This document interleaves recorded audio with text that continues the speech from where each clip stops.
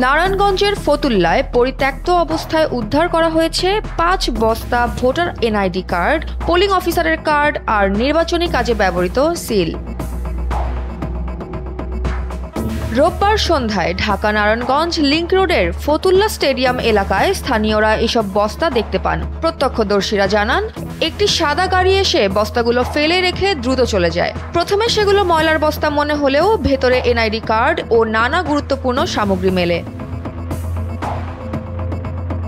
পরে খবর পেয়ে পুলিশ ও নির্বাচন কমিশনের কর্মকর্তারা ঘটনাস্থলে পৌঁছান এবং সব সরঞ্জাম উদ্ধার করেন। RICL TMX, যুগের পর যুগ স্থাপনা থাকে মজবুত। জানা গেছে, এসব কার্ড গাজীপুর সদর এলাকার ভোটার ও পোলিং কর্মকর্তাদের।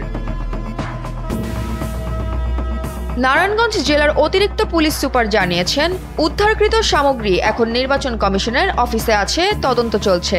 আর জেলা নির্বাচন অফিসে বলছে, যদিও এসব পুরনো কার্ড, তবে কিভাবে এখানে এলো তা খতিয়ে দেখা হচ্ছে। এই ঘটনায় এলাকায় বর্তমানে ব্যাপক আলোচনা চলছে। ঘটনার তদন্ত শেষ হলে বিস্তারিত জানা যাবে বলে জানিয়েছে পুলিশ ও নির্বাচন কমিশন। জয়া হাসান, NPB।